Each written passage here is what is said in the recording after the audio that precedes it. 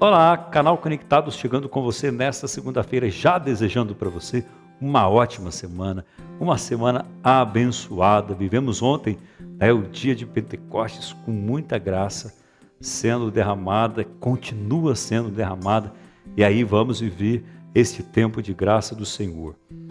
E quero também agradecer a todos que se inscreveram no meu canal. Muito obrigado, você que se inscreveu, ativou as notificações, mandando mensagem.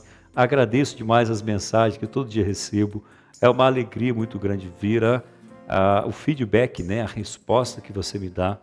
E também curtindo o canal. Obrigado por todas as pessoas que curtem, porque curtindo o canal a gente consegue chegar mais longe, é claro, para muito mais pessoas. E é você quem faz isso comigo, porque a gente dá oportunidade para o YouTube enviar o nosso canal para mais pessoas, né? Isso é uma ferramenta do próprio canal do YouTube. Muito bem, então vamos agora comentar o evangelho de hoje. Está lá em Marcos 12, de 1 a 2. Vamos ler o trecho. Parábola dos vinhateiros. Começou a falar-lhes em parábolas. Um homem plantou uma vinha, cercou-a de uma sebe, abriu um lagar, construiu uma torre de guarda. Depois disso, arrendou-a a alguns vinhateiros e partiu de viagem. No tempo oportuno, enviou um servo aos vinhateiros para que recebesse uma parte dos frutos da vinha. Eles, porém, o agarraram, o espancaram e mandaram-no mandaram-o de volta sem nada. Enviou-lhes também depois outro servo. Bateram-lhe na cabeça e o insultaram. Ainda outro foi enviado e a esse mataram. Depois mandou muitos outros. Bateram uns, mataram outros. Estava ali ainda alguém, o filho do dono da vinha. Enviou por último, dizendo: eles respeitaram meu filho. Aqueles vinhateiros, porém, disseram entre si: este é o verdadeiro, vamos matá-lo e a herança será nossa. E agarraram-no, mataram-no e lançaram para fora da vinha. Que fará o dono da vinha? Virá e destruirá os vinhateiros e dará a vinha a outros. Não lestes na Escritura? A pedra que os construtores rejeitaram tornou-se a pedra angular. Isto é a obra do Senhor. E é maravilha aos nossos olhos. E aí continua o versículo 12, procuraram prendê-lo, mas ficaram com medo da multidão, pois perceberam que ele contara a parábola a respeito deles. Deixando, foram embora. Palavra da salvação, glória a vós, Senhor. A parábola dos vinhateiros. Pois bem, trata-se da rejeição de Jesus.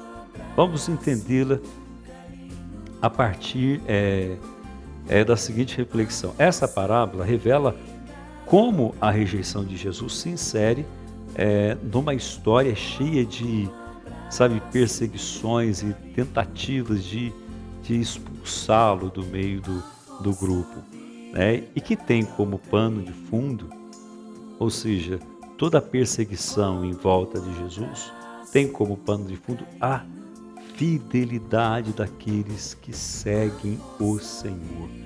É aí que a gente tem que se fixar. Por que essa fidelidade? Ao homem, por exemplo, no caso aqui dos vinhateiros, quando o dono da vinha mandou o seu filho, pensaram que iam respeitá-lo, mas não foi o que aconteceu, claro. E eles fizeram a mesma coisa que fez com os outros que foram trabalhar na vinha.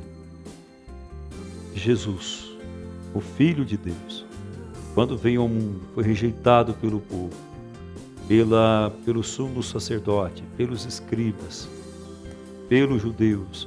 Eles não aceitaram como Filho de Deus. E aí a gente entende exatamente a força, a eficácia daqueles que seguiam Jesus e não tinham medo por tudo aquilo que Jesus estava vivendo naquele tempo. E aí a gente pensa o seguinte: o reino de Deus, ele é representado pela vinha. Exige de nós, assim, seguidores de Jesus como somos, compromisso com esse dono da vinha e com seu filho, o qual é Jesus.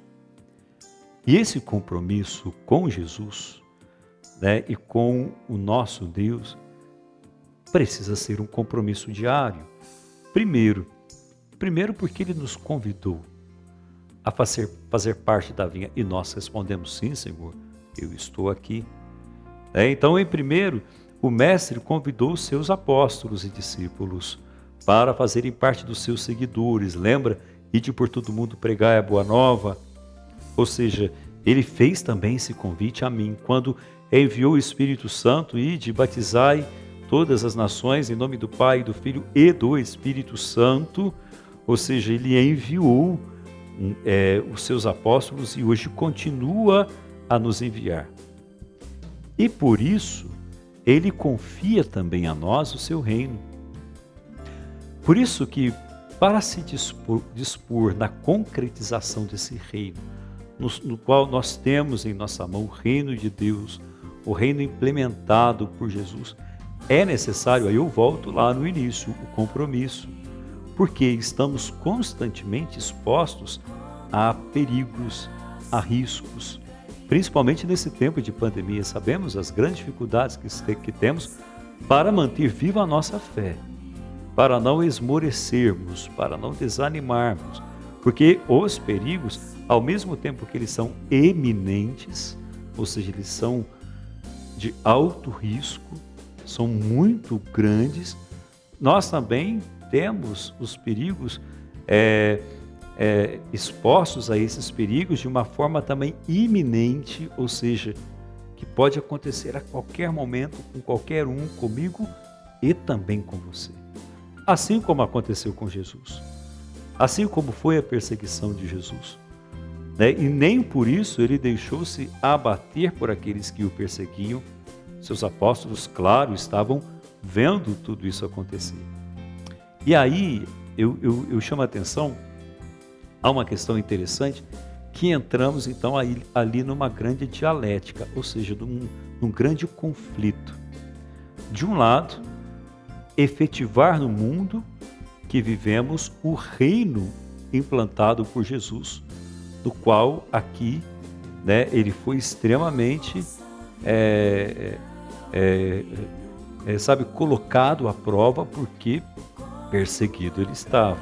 Então, se de um lado nós precisamos efetivar no mundo este reino, assim como eu, assim como você, de outro lado vemos que precisamos fazer com que este reino seja implementado com veracidade.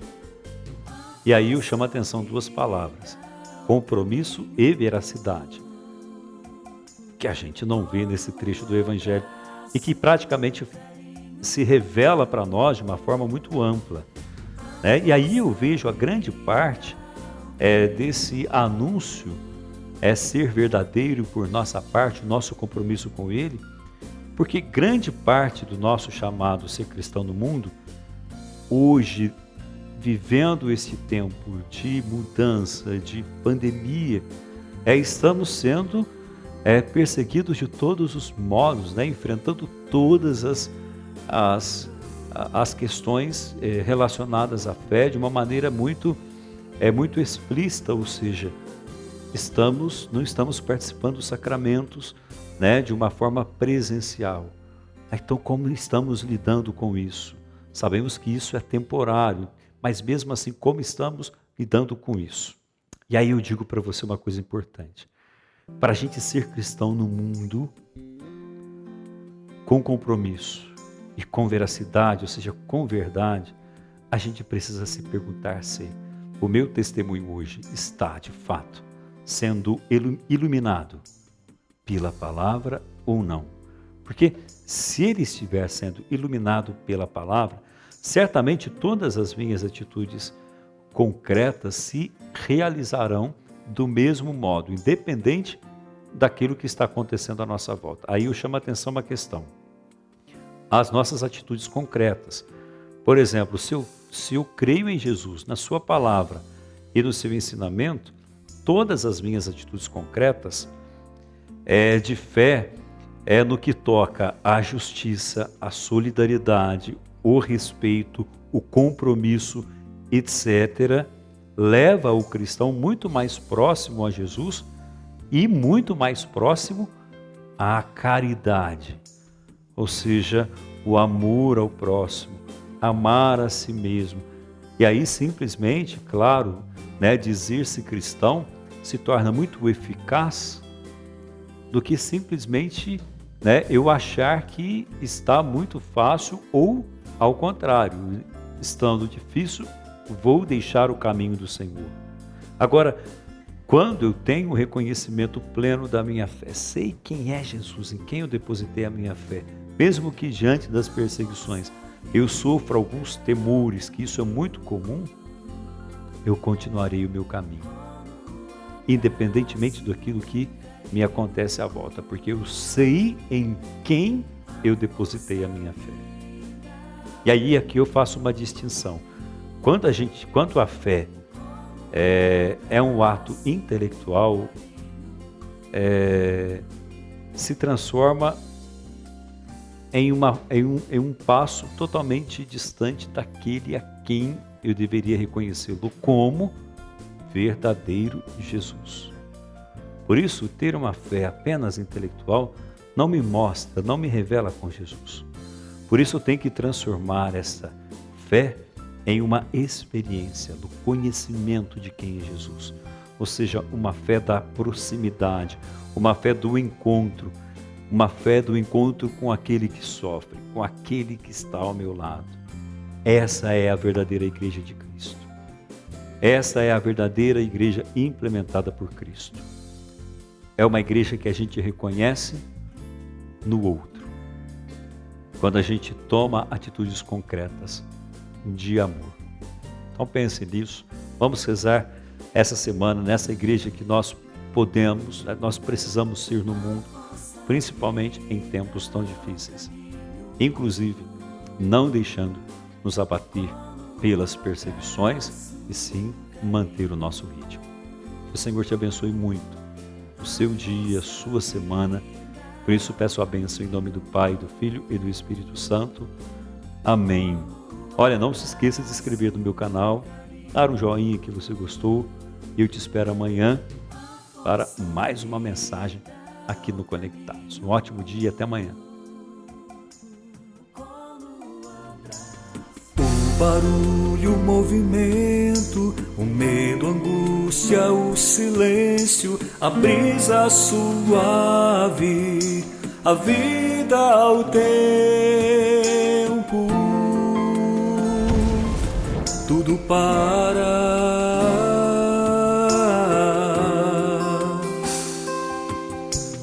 O sossego, a calma, a abertura, a entrega, alguém me espera.